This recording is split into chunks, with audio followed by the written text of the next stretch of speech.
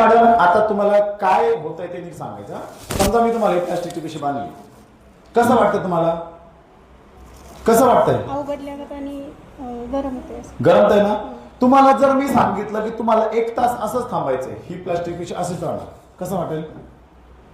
नको असं वाटतं. आणि पार पॅक केली तर मग काय होईल? लगेच काढावंच वाटतंय. हा, आणि 5 दिवस तुम्हाला सांगितलं की असंच थांबायचं, आता 5 दिवस थांबू शकता का सर? नाही. काय होईल 5 दिवस? नाही. ही गरम होणार. आता हे काढलं, आता कसं वाटतंय? मोकळा श्वास येतो का नाही? 5 दिवस या प्लास्टिकच्या पिशवीमध्ये गुदमरलेल्या अवस्थेमध्ये राहणं म्हणजे मार्केटचं पॅड आणि मोकळा श्वास घेणं म्हणजे प्रोविनचं पॅड. एवढा फरक आहे, एवढा फरक आहे, का नाही?